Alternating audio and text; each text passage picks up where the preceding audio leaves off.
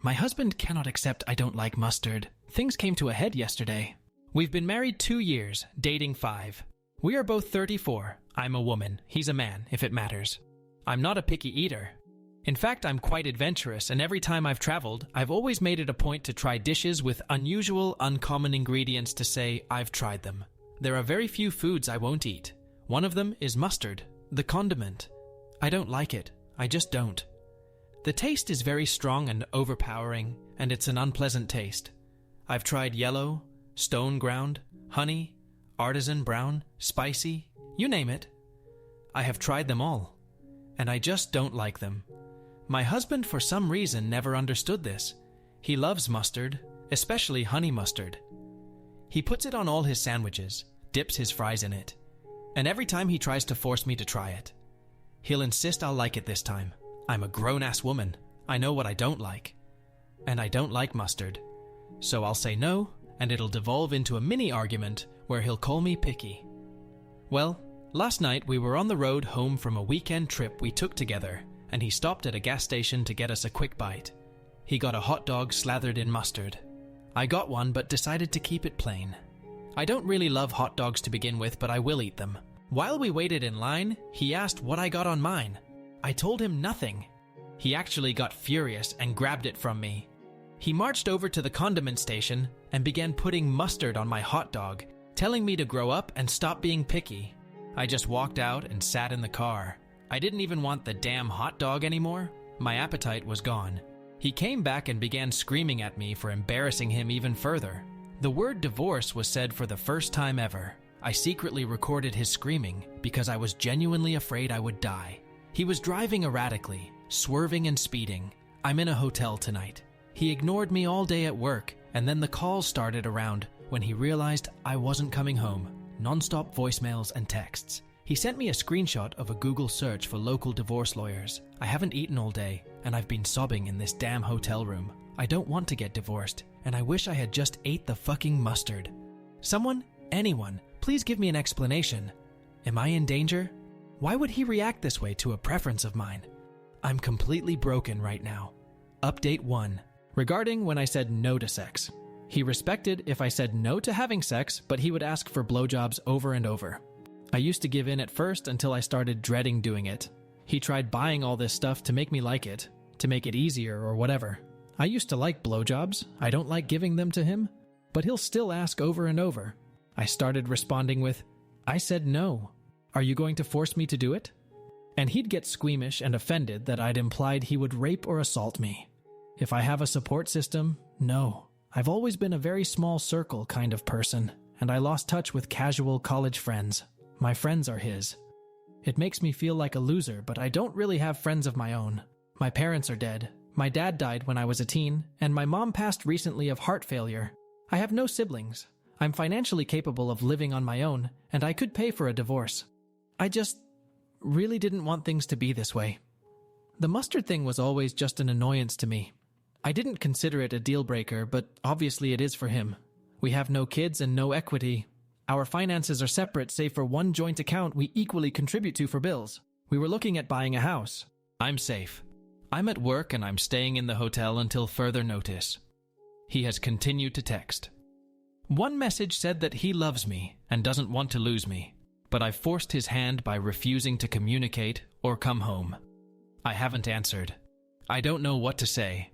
I forced myself to eat my favorite takeout late last night, but it tasted like cardboard. I stayed up late compiling a list of every time he has shown worrying behavior. I guess the mustard is the tip of the iceberg. Update 2. Sincerely, thank you all for your kind words, as well as sending me links to resources. He has reverted back and has told me that he never wants to see me again, so I suppose that gives me time to read that book that someone on RA suggested to me. I forget the name. I will admit, while I was at work and thinking of the lonely room waiting me after 5, I considered just going home, but I knew what awaited me. I'm too drained to muster up the kind of apology he would be expecting in order for things to go back to normal. I honestly fear that our normal is detrimental to me. I also don't want to apologize. I don't think I did anything wrong, and you all helped validate that. I always felt like I was the one disturbing the peace. He'd get so upset over things that were little to no effort for me to just do or go along with because I loved him. And somewhere along the way, I think I lost myself. I never liked mustard. I never liked golf or camping or red wine. But he loves all of these and wanted me to love them too. He said he was introducing me to his hobbies, so we would have shared interests as a couple. But I have realized that out of all the things I used to like, he has either refused to try or ignored my interest. Our shared interests are just his. God, how do I feel like my own person again? My world broke not 2 days ago, and now I'm drunk at a hotel bar, switching between Reddit and researching divorce lawyers. I still don't want a divorce. It's so permanent. I never pictured myself a divorcee. I used to think that every choice I made deliberately. It used to be a point of pride for me. But he's making this choice for me, and it hurts. Update 3. First of all, I took this week off at the encouragement of my employer. I plan to spend it finding a therapist that specializes in domestic abuse and sexual assault, which I've come to realize I am a victim of. I feel completely numb. I'm also looking into a divorce lawyer. Secondly, he found the hotel where I was staying. I guess he followed me from work. He was waiting in the lobby. God, my heart skipped a beat, and I realized that I did not miss him at all. I was afraid of making a scene. I need to unlearn that. So I sat with him in the lounge area and talked. I'll summarize it. I pointed out the security camera and said if he tried to hurt me, there'd be footage, and I would press charges without a second thought. He was completely shocked and said he'd never hurt me. I reminded him how I feared for my life in the car. He ignored me. He asked why I wasn't coming home. I was completely blank-faced when I told him, because you're divorcing me. He said he didn't mean it and was just upset. I said, when normal people are upset, they express it in a healthy way. You threatened the end of our marriage. I'm taking you seriously. He got pissed and asked if I was saying he wasn't normal. Honestly, I just wanted the conversation to be done, so I told him if that's really all he heard, then there was no point in talking anymore. I told him I was looking for a lawyer, and he should probably do the same if he hasn't found one. He lashed out and said, all this over one mistake? And I just stared at him. As I made to stand up, he grabbed my wrist hard, and I pointed at the camera again. This just made him angrier. He never could handle slights to his ego. One mistake. It wasn't one mistake. It was a pattern of abuse over years. It was threatening me, intimidating me. I told him if he tried to contact me again beyond sending me his lawyer's details, I'd be calling the police. He let me go. I want to say I was badass and celebrated in my room. I collapsed onto my bed and began sobbing. I was just so sick and angry and sad. He truly doesn't care about me. I've been crying on and off while calling local therapists. God, why is it so hard to find one? The amount of therapists that advertise but turn out to not be accepting new patients is unacceptable. I've looked into victims of DVDA support groups as well. In the span of less than a month, my life is completely changed. And he isn't remorseful at all, he just thinks it's all my fault. Update 4. I have a divorce lawyer. That's all I'm comfortable with revealing on here for the time being. I will also mention that I have moved locations. I am safe and secure. My work has allowed me to go fully remote. My STBX does not have my location, nor are there any trackers on my phone. I am in contact with people and organizations who are helping me. Earlier this week, the calls and texts really ramped up. I was advised to leave him unblocked and simply muted so his messages would come through. I read a few since I was curious. He wanted me at Thanksgiving dinner with his family. He begged me to stop being this way. And what was he supposed to tell his family? Well, Thursday came and went. I had bought a couple of ready meals the night before, so that was my feast. I do want to take a break here to talk about my mom. Since it was only 3 of us every holiday, except the rare times friends would come over, my mom wouldn't make a turkey. She would buy a rotisserie chicken and dress it up with stuffing, etc. She'd make dishes we loved rather than traditional Thanksgiving dishes. My favorite side dish of all time was French fries. My dad loved grilled asparagus with cheese, so we would have a rotisserie chicken with French fries, asparagus, and some garlic toast, my mom's favorite. The first time I had real traditional Thanksgiving food at a friend's house, I apparently told my mom loudly I didn't like it and asked where the fries were. Haha. So this year, instead of my STBX husband's family's Thanksgiving food, I bought asparagus, fries, garlic toast, and a couple of slices of rotisserie chicken. It wasn't half as good as my mother's meal. But when I say I cried eating it, it felt like they were with me that night.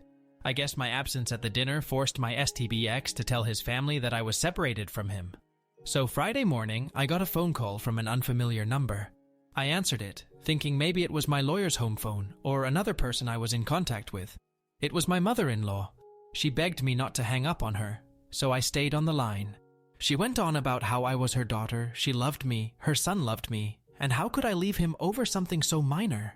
He only told his mom about the mustard, and even then it was a watered-down version that made me look like a neurotic control freak who needed everything my way. According to my Mael, he just made a side cup of it for me and asked me to just try it in the car, and I started screaming I'd divorce him. She then started probing about which lawyer I was seeing and what I had told them. She also reminded me that lying in court was a crime. My lawyer had warned me to not reveal anything we had discussed to his family. It took all my willpower not to say anything. Instead, I hung up and muted her number too. She hasn't texted or tried to call again. Trust me, I would have loved to send the recording of her son screaming saying he ought to smack me upside the head, calling me a stubborn bitch, that he would divorce me, and that he would run the car off the fucking road if I didn't start acting right. I wanted to scream into the phone that her precious son started this mess, and I was simply doing what he wanted. I have come to realize you don't treat someone you love like the way he has acted. Normal people don't want to have sex with someone who has already said no. Normal people don't keep pushing and obsessing over food preferences. There is something seriously wrong with that man. He texted me last night, Friday, calling me a bitch for making his mother cry. He also said he would come find me and it would take more than a locked door to keep him from getting me and taking me home. I forwarded those to the right people. I know this isn't a happy update, but things are moving along quite nicely. Update post 5, February 9th, 2023, 2.5 months later. Title: I am okay. I moved. I will not say where, but I have found a new home. My job let me stay on as permanently remote.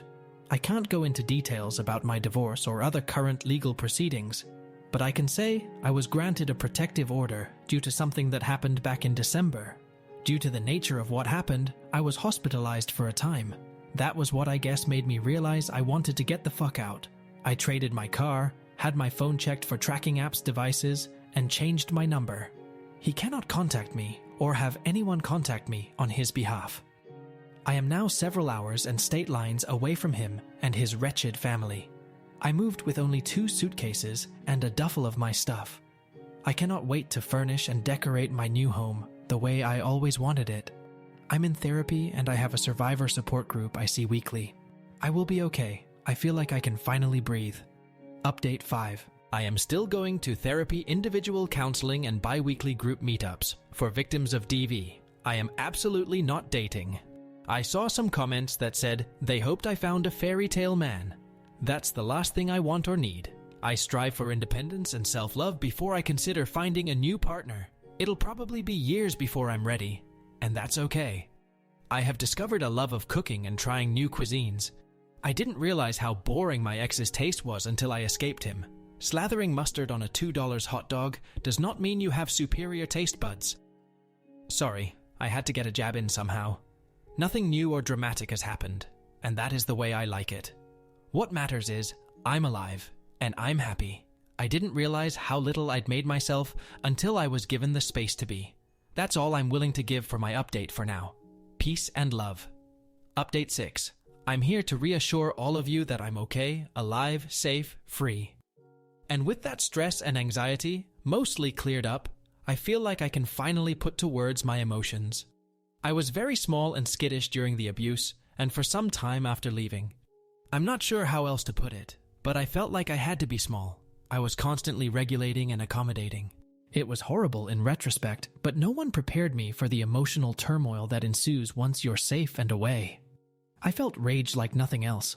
I would spend hours screaming and crying into my pillow, hating him, wondering how dare he treat me like that. As therapy and my support group has worked to rebuild my self-esteem, I've become more and more outraged on my own behalf. I read Why Does He Do That? And while it helps provide context to why he abused me, it still doesn't make me feel less angry, I guess. I'm angry for myself as a human being. He treated others with respect, but thought I deserved all that he did to me. And that makes me angry. Of course, there was relief, sadness, all of that. I think I slept for days straight after I left. I was in a daze. My therapist reassured me that all of this is normal. I don't want this update to be negative, not in the slightest. So some good news as well. My therapist recommended yoga and Pilates, and it has been great for me. The release of a deep stretch, being in shape, feeling strong, it all has helped me massively. I feel healthy, and yes, I cry when I do hip-opening stretches, haha. Also, I made friends, real friends. I joined a local women's club, part of my neighborhood, and we do various activities bi-monthly. This next week, we'll be doing a little embroidery project. Everyone brings snacks, and we just enjoy each other's company.